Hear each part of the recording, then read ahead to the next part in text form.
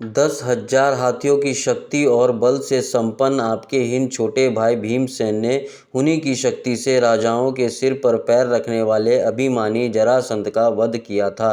तदनंतर उन्हीं भगवान के उन बहुत से राजाओं के मुक्त किया जिनको जरासंध ने महाभैरव यज्ञ में बलि चढ़ाने के लिए बंदी बना रखा था। उन सब राजाओं ने आपके यज्ञ में अनेकों प्रकार के उपहार दिए थे। महारानी द्रौपदी राजसूय यज्ञ के महान अभिषेक से पवित्र हुए अपने उन सुंदर केशों को, जिन्हें दुष्टों ने भरी सभा में छूने का साहस किया था, बिखेर कर तथा आंखों में आंसू भर कर जब श्री कृष्ण के चरणों में गिर पड़ी, तब उन्होंने उसके सामने उसके उस घोर अपमान का बदला लेने की प्रतिज्ञा करके उन धूर्तों की स्त्रियों की ऐसी दशा कर दी कि वे विधवा हो गईं और उन्हें अपने केश अपने हाथों से खोलने पड़े। वनवास के समय हमारी वैरी दुर्योधन के षड्यंत्र से 10,000 शिष्यों के साथ बिठाकर भोजन करने वाले महर्षि दुर्वासा ने हमें दुस्तर संकट में डाल दिया था। उस समय उन्होंने द्रौपदी के पात्र में बची हुई शाक की एक पत्ती का ही भोग लगाकर हमारी रक्षा की। उनके ऐसा करते ही नदी में स्नान करती हुई मुनि मंडलों की ऐसे प्रतीत हुआ कि मानो उनकी तो बात ही क्या, सारे त्रिलोकी ही तृप्त हो गई है। उनके प्रताप से मैंने युद्ध में पार्वती सहित भगवान शंकर को आश्चर्य में डाल दिया तथा उन्होंने मुझको अपना पाशुपत्र नामक अस्त्र दिया। साथ ही दूसरे लोकपालों ने भी प्रसन्न होकर अपने अपने अस्त्र मुझे दिए। और तो क्या, उनकी कृपा से मैं इस शरीर से स्वर्ग में गया और देवराज इंद्र की सभा में उनके बराबर आधे आसन पर बैठने का सम्मान मैंने प्राप्त किया। उनकी आज्ञा से जब मैं स्वर्ग में ही कुछ दिनों तक रह गया, तब इंद्र के साथ समस्त देवताओं ने मेरी हीन गांडीव धारण करने वाली भुजाओं का निवात कवच आदि दैत्यों को मारने के लिए आश्रय लिया। महाराज, यह सब जिनकी महती कृपा का फल था, उन्हीं पुरुषोत्तम भगवान श्री कृष्ण ने मुझे आज ठग लिया। महाराज, कौरवों की सेना भीम, द्रोण आदि अजय के महात्म्यों से पूर्ण अपार समुद्र के समान दुस्तर थी, परंतु उनका आश्रय ग्रहण करके अकेले ही रथ पर सवार हो मैं उसे पार कर गया। उन्हीं की सहायता से, आपको याद होगा, मैंने शत्रुओं से राजा विराट का सारा गोधन तो वापस ले ही लिया, साथ ही उनके सिर परों से चमकते हुए मणिमय मुकुट तथा अंगों के अलंकार तक छीन लिए थे।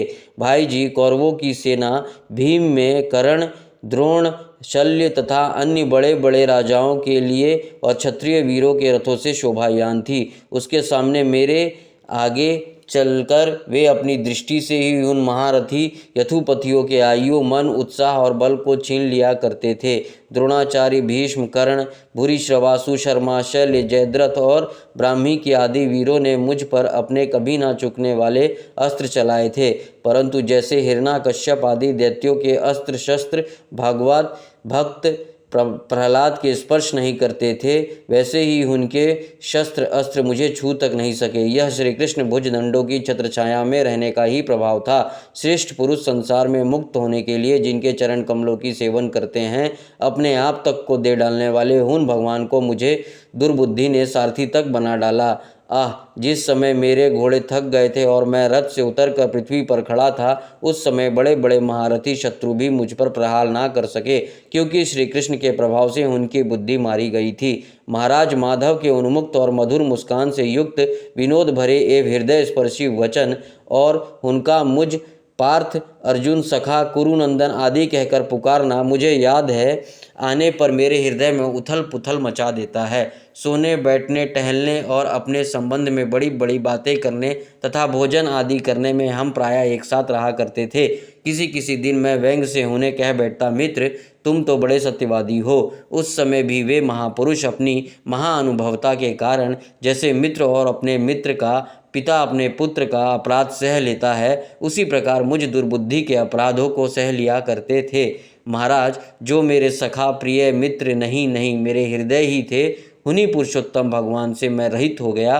भगवान की पत्नियों को द्वारका से अपने साथ ला रहा था, परंतु मार्ग में दुष्ट गोपों ने मुझे एक अबला की भांति हरा दिया और मैं उनकी रक्षा नहीं कर सका।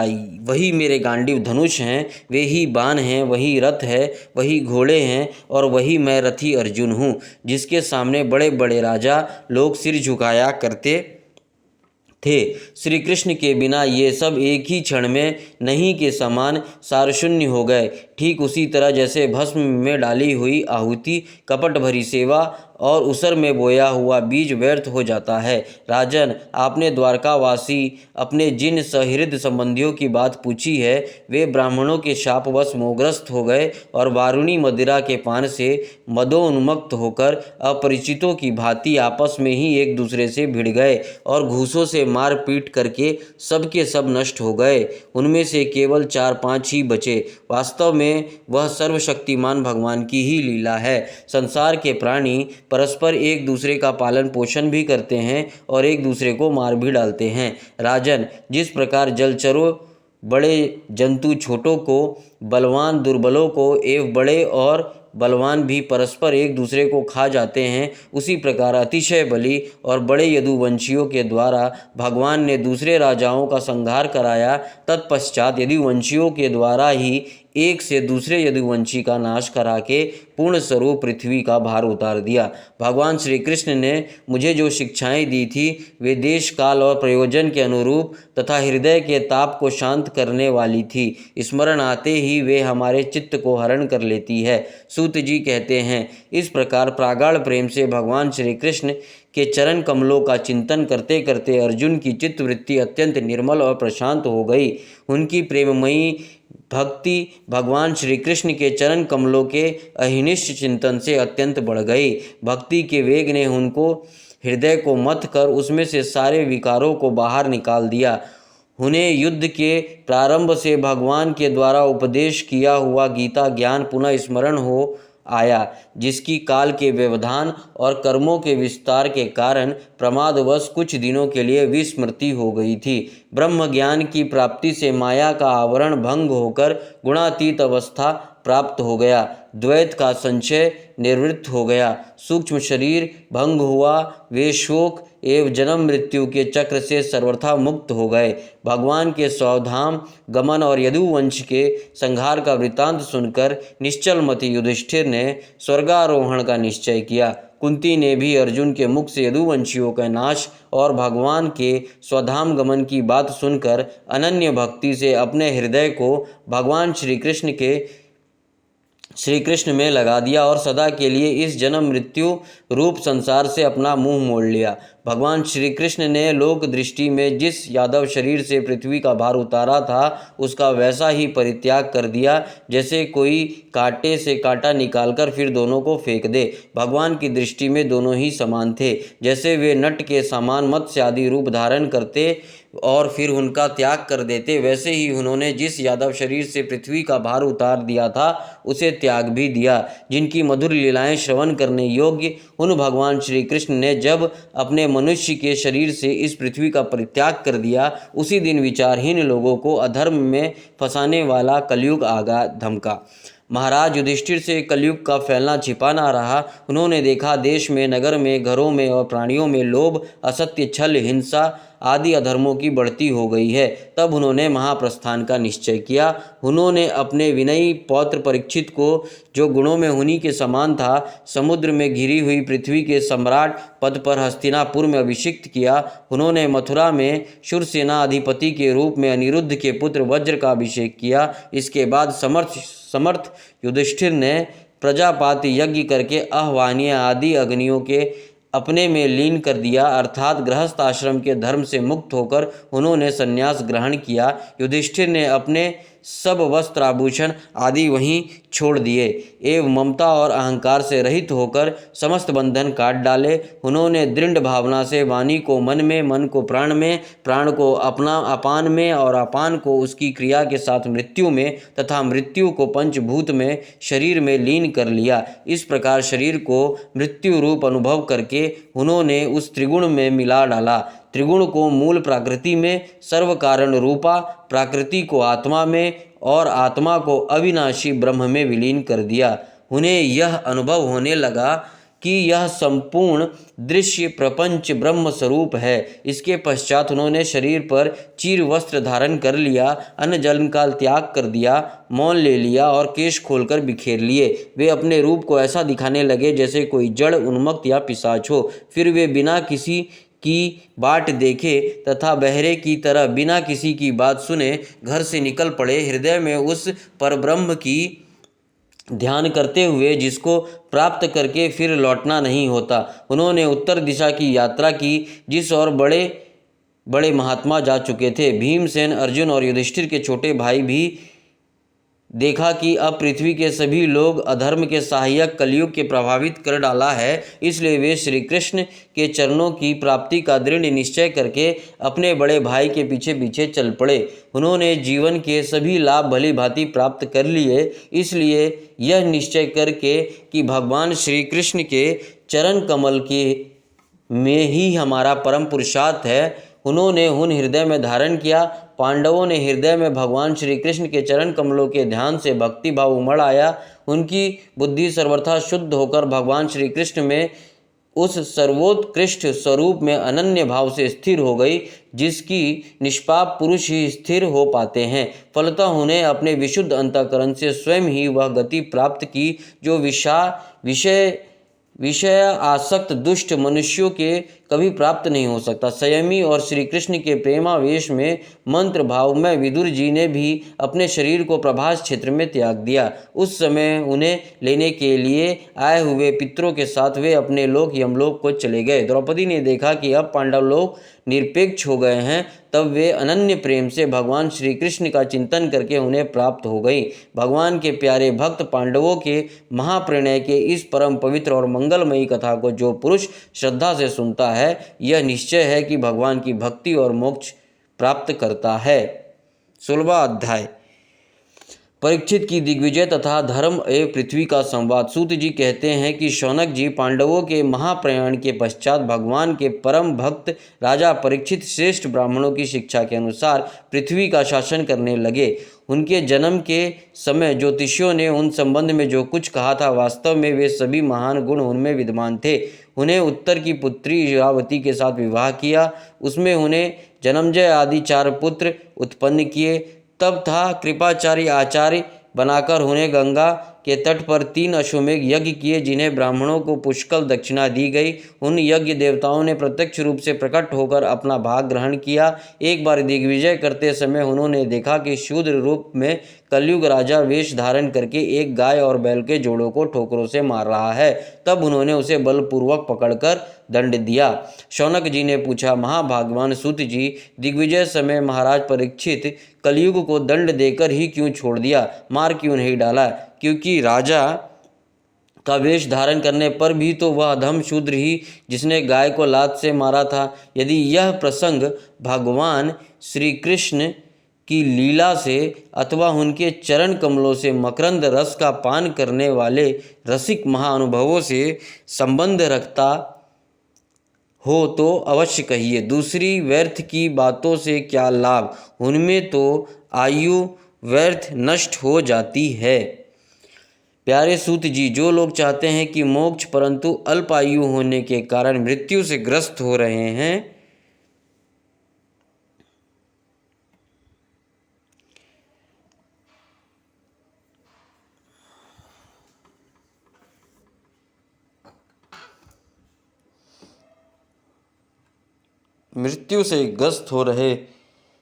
वे लोग जो लोग चाहते हैं कि मोक्ष परंतु अल्पायु होने के कारण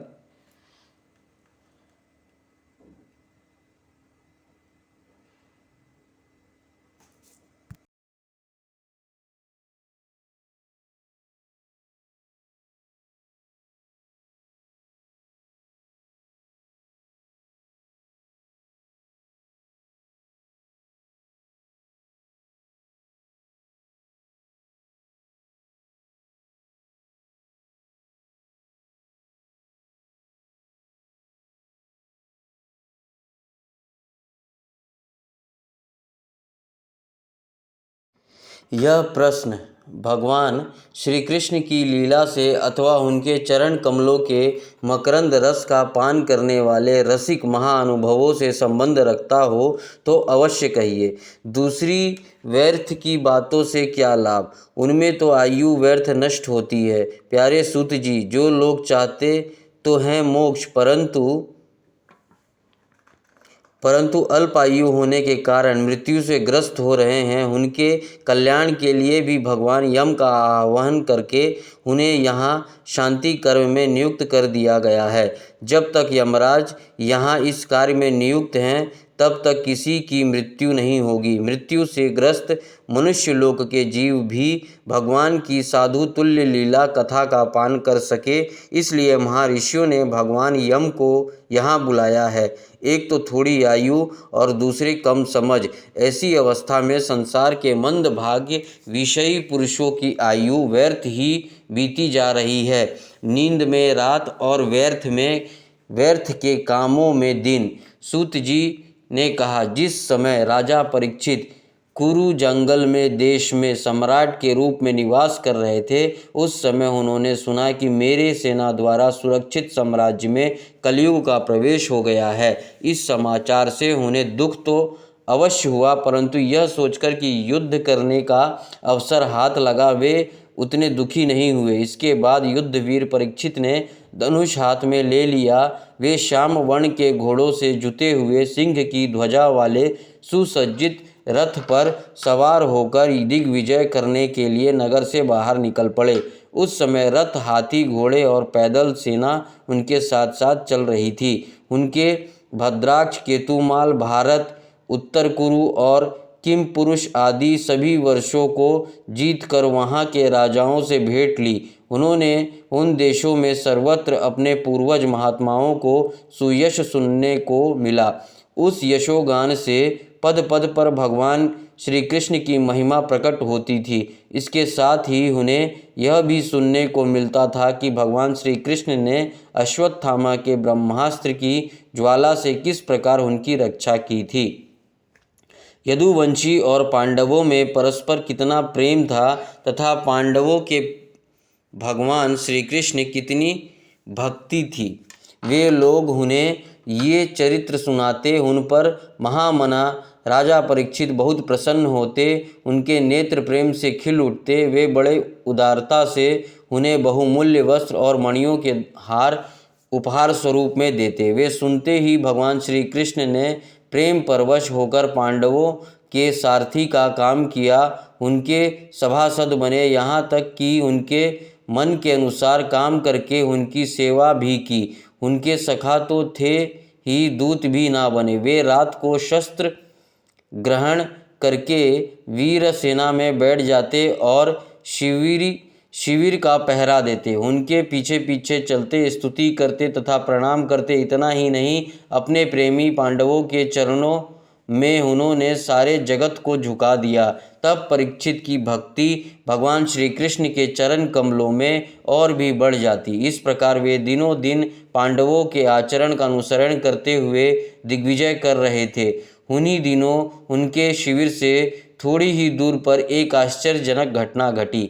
वहाँ मैं आपको सुनाता हूँ। धर्म बैल का रूप धारण करके एक पैर से घूम रहा था। एक स्थान पर उसे गाय के रूप में पृथ्वी मिली। पुत्र की मृत्यु से दुखिन माता के समान उसके नेत्रों से आंसुओं का झरने झर रहे थे। उसका शरीर श्रीहीन हो गया था। धर्म पृथ्वी से पूछने लगा। धर्म ने कहा, कल्याणी, कुशल से तो हो ना? तुम्हारा मुख कुछ मलिन हो रहा है, तुम श्रीहीन हो रही हो। मालूम होता है तुम्हारे हृदय में कुछ न कुछ दुख अवश्य है। क्या तुम्हारा कोई संबंधी दूर देश में चला गया है जिसके लिए तुम इतनी चिंता कर रही हो? कहीं तुम मेरी तो चिंता नहीं कर रही हो कि अब इसके 3 पैर टूट गए, एक ही पैर रह गया है? संभव है तुम अपने लिए शोक कर रही हो कि अब शूद्र तुम्हारे ऊपर शासन करेंगे। तुम्हें इन देवताओं के लिए भी खेद हो सकता है जिन्हें अब यज्ञों में आहुति नहीं दी जाती, अथवा उस प्रजा के लिए भी जो वर्षा ना होने के कारण अकाल एवं दुर्भिक्षा से पीड़ित हो रहे हैं। देवी, क्या तुम राक्षस सरीखे मनुष्यों के द्वारा सताई हुई आरक्षित स्त्रियां एवं आर्त बालकों के लिए शोक कर रही हो? संभव है विद्या अब कुकर्मी ब्राह्मणों के चंगुल में पड़ गई है और ब्राह्मण विप्रद्रोही राजाओं की सेवा करने लगे हैं। इसी का तुम्हें दुख हो। आज के नाम मात्र राजा तो 16 आने कलयुगी हो गए हैं। उन्होंने बड़े बड़े देशों को भी उजाड़ डाला। क्या तुम उन राजाओं या देशों के लिए शोक कर रही हो? आज की जनता खान पान, वस्त्र, स्नान और स्त्री सहवास आदि में शास्त्रीय नियमों का पालन ना करके स्वेच्छाचार कर रही है।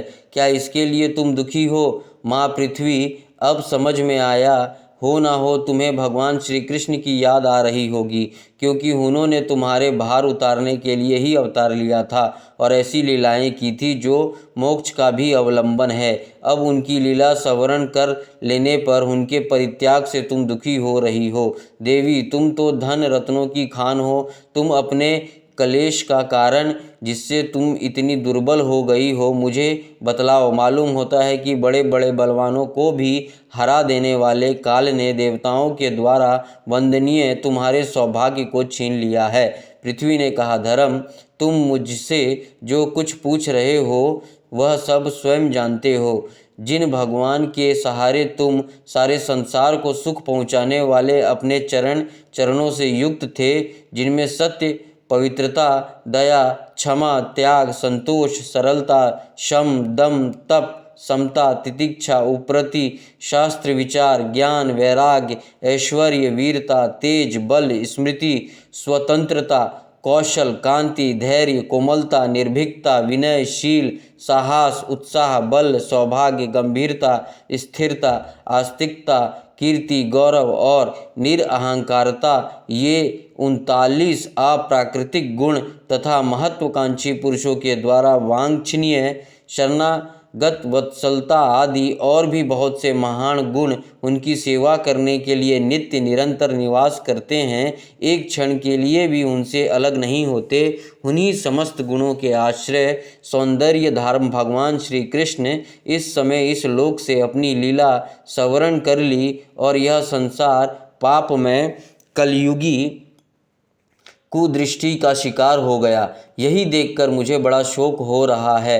अपने लिए देवताओं में श्रेष्ठ तुम्हारे लिए देवता, पितर, ऋषि, साधु और समस्त वर्णों तथा आश्रमों के मनुष्यों के लिए मैं शोकग्रस्त हो रही हूँ, जिनका कृपा कटाक्ष प्राप्त करने के लिए ब्रह्मा आदि देवता भगवान के शरणागत होकर बहुत दिनों तक तपस्या करते रहे, वही लक्ष्मी जी अपने निवास स्थान कमल वन का परित्याग करके बड़े प्रेम से जिनके चरण कमलों की सुभग छत्र छाया का सेवन करती है, उन्हीं भगवान के कमल, वज्र, अंकुश, ध्वजा आदि चिन्हों से युक्त श्री चरणों से विभूषित होने के कारण मुझे महान वैभव प्राप्त हुआ था और मेरी तीनों लोकों से बढ़कर शोभा हुई थी, परंतु मेरे सौभाग्य का अब अंत हो गया।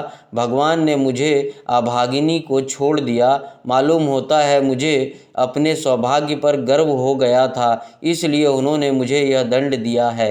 तुम अपने 3 चरणों को काम कम हो जाने से मन ही मन कुढ़ रहे थे, अतः अपने पुरुषार्थ से तुम्हें अपने ही अंदर पुनः सब अंगों से पूर्ण एवं स्वस्थ कर देने के लिए वे अत्यंत रमणीय श्याम सुंदर विग्रह से यदुवंश में प्रकट हुए और मेरे बड़े भारी भार को, जो असुरवशी राजाओं की सैकड़ों अक्षयणियों के रूप में थे, नष्ट कर डाला, क्योंकि वे परम स्वतंत्र थे, जिन्होंने अपनी प्रेम भरी चितवन, मनोहर मुस्कान और मीठी मीठी बातों से सत्यभामा आदि मधुमयी मानिनियों के मान के साथ धीरजों को भी छीन लिया था और जिनके चरण कमलों के स्पर्श से मैं निरंतर आनंद से पुलकित रहती थी, उन पुरुषोत्तम भगवान श्री कृष्ण का विरह भला कौन सह सकता है। धर्म और पृथ्वी इस प्रकार आपस में बातचीत कर ही रहे थे कि उसी समय राजा परीक्षित पूर्ववाहिनी सरस्वती के तट पर आ पहुँचे। 17वां अध्याय महाराज परीक्षित द्वारा कलयुग का दमन। सूत जी कहते हैं, शौनक जी, वहां पहुंचकर राजा परीक्षित ने देखा कि एक राजवेशधारी शूद्र हाथ में डंडा लिए हुए है और गाय बैल के एक जोड़े को इस तरह पीटता जा रहा है जैसे उनका कोई स्वामी ही ना हो। वह कमल तंतु के समान श्वेत रंग का बैल एक पैर से खड़ा कांप रहा है था तथा शूद्र की ताड़नाओं से पीड़ित और भयभीत होकर मूत्र त्याग कर रहा था। धर्मपयोगी दूध, घी आदि हविष्य पदार्थों को देने वाली वह गाय भी बार बार शूद्र के पैरों की ठोकर खाकर अत्यंत दीन हो रही थी। एक तो वह स्वयं ही दुबली पतली थी, दूसरे उसके बछड़े भी उसके पास नहीं था। उसे भूख लगी हुई थी और उसकी की आंखों से आंसू बहते जा रहे थे। स्वर्ण जटित रथ पर चढ़े हुए राजा परीक्षित ने अपने धनुष चढ़ाकर मेघ के समान गंभीर वाणी से उसको ललकारा, अरे तू कौन है जो बलवान होकर भी मेरे राज्य के हीन दुर्बल प्राणियों को बलपूर्वक मार रहा है? तूने नट की भांति वेश तो राजा का सा बना रखा है, परंतु कर्म से तू शूद्र जान पड़ता है। हमारे दादा अर्जुन के साथ भगवान श्री कृष्ण के परम धाम पधार जाने पर इस प्रकार निर्जन स्थान में निरुपद्रव प्रहार करने वाला तू अपराधी है, अतः वध के योग्य है। उन्होंने धर्म से पूछा, कमला नाल के समान आपका श्वेत वर्ण है, 3 पैर ना होने पर भी आप एक ही पैर से चलते फिरते हैं, यह देखकर मुझे बड़ा कष्ट हो रहा है। बतलाइए, आप क्या बैल के रूप में कोई देवता हैं? अभी यह भूमंडल कुरुवंशी नरपतियों के बाहुबल से सुरक्षित है। इसमें आपके सिवा और किसी भी प्राणी की आंखों से शोक के आंसू बहते मैंने नहीं देखे। धेनुपुत्र, अब आप शोक ना करें, इस शूद्र से निर्भय हो जाएं। गौ माता, मैं दुष्टों को दंड देने वाला हूँ, अब आप रोए नहीं, आपका कल्याण हो। देवी, जिस राजा के राज्य में दुष्टों के उपद्रव से सारी प्रजा त्रस्त रहती है, उस मतवाले राजा की कीर्ति, आयु, ऐश्वर्य और परलोक नष्ट हो जाते हैं। राजाओं के परम धर्म यही है कि वे दुखियों का दुख दूर करे। यह महादुष्ट और प्राणियों को पीड़ित करने वाला है, अतः मैं अभी इसे मार डालूंगा। सुर अभिनंदन, आप तो 4 पैर वाले जीव हैं, आपके 3 पैर किसने काट डाले? श्री कृष्ण के अनुयायी राजाओं के राज्य में कभी कोई भी आपकी तरह दुखी ना हो। वृषभ, आपका कल्याण हो। बताइए, आप जैसे निरपराध साधुओं का अंग भंग करके किस दुष्ट ने पांडवों की कीर्ति में कलंक लगाया है? जो किसी निरपराध प्राणियों को सताता है, उसे चाहे वह कहीं भी रहे, मेरा भय अवश्य होगा। दुष्टों का दमन करने से साधुओं का कल्याण ही होता है। जो उद्दंड व्यक्ति निरपराध प्राणियों को दुख देता है, वह चाहे साक्षात देवता ही क्यों ना हो, मैं उसकी वाजुबद्ध से विभूषित भुजाओं को काट डालूंगा। बिना आपत्ति काल के मर्यादा का उल्लंघन करने वालों को शास्त्र अनुसार दंड देते हुए अपने धर्म में स्थित लोगों का पालन करना और राजाओं का परम धर्म है। धर्म ने कहा, राजन, आप महाराज पांडु के वंशज हैं, आपका इस प्रकार दुखियों का आश्वासन देना आपके योग्य ही है, क्योंकि आपके पूर्वजों ने श्रेष्ठ गुणों ने भगवान श्री कृष्ण को उनका सारथी और दूत आदि बना दिया था। नरेंद्र, शास्त्रों के विभिन्न वचनों से मोहित होने के कारण हम उस पुरुष को नहीं जानते जिससे क्लेश को कारण उत्पन्न होते हैं। जो लोग किसी भी प्रकार के द्वैत को स्वीकार नहीं करते, वे अपने आप को ही अपने दुख का कारण बतलाते हैं। कोई प्रारब्ध का कारण बतलाता है तो कोई कर्म को, कुछ लोग स्वभाव को तो कुछ लोग ईश्वर को दुख का कारण मानते हैं।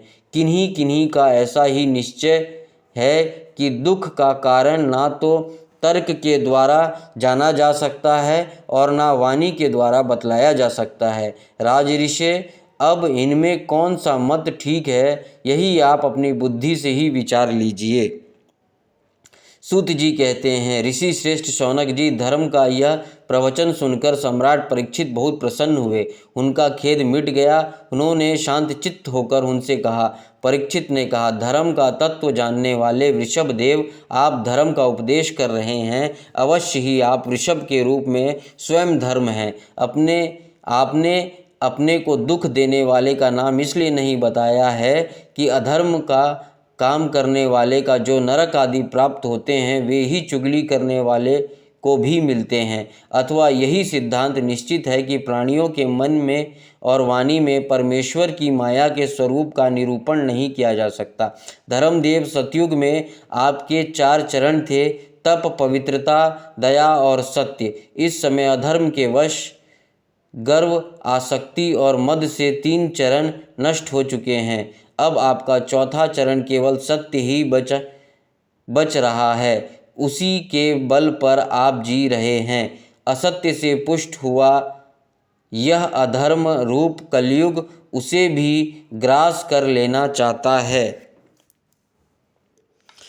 ये गौ माता साक्षात पृथ्वी है। भगवान ने इनका भारी बोझ उतार दिया था और ये उनकी राशि राशि सौंदर्य बिखेरने वाले चरण चिन्हों से सर्वत्र उत्सवमयी हो गई थी। अब ये उनसे बिछुड़ गई हैं। ये साध्वी अभागिनी के समान नेत्रों में जल भरकर यह चिंता कर रही हैं कि अब राजा का स्वांग बनाकर ब्राह्मण द्रोही शूद्र मुझे भोगेंगे। महारथी परीक्षित ने इस प्रकार धर्म और पृथ्वी को संतावना दी। फिर उन्होंने अधर्म को कारण रूप कलयुग को मारने के लिए तीक्ष्ण तलवार उठाई। कलयुग ताड़ गया कि ये तो अब मुझे मार ही डालना चाहते हैं। अतः झटपट उसने अपने राज चिन्ह उतार डाले और भय विंघल होकर उनके चरणों में अपना सिर रख दिया। परीक्षित बड़े यशस्वी, दीन वत्सल और शरणागत रक्षक थे। उन्होंने जब कलयुग को अपने पैरों पर पड़े देखा तो कृपा करके उसको मारा नहीं, अपितु हंसते हुए ही उससे कहा। परीक्षित बोले, जब तू हाथ जोड़कर शरण आ गया तब अर्जुन के यशस्वी वंश में उत्पन्न हुए किसी भी वीर से तुझे कोई भय नहीं, परंतु तू अधर्म का सहायक है, इसलिए तुझे मेरे राज्य में बिल्कुल नहीं रहना चाहिए। तेरे राजाओं को शरीर में रहने से ही लोभ, झूठ, चोरी, दुष्टता, स्वधर्म त्याग, दरिद्रता, कपट, कलह, दंभ और दूसरे पापों की बढ़ती हो रही है।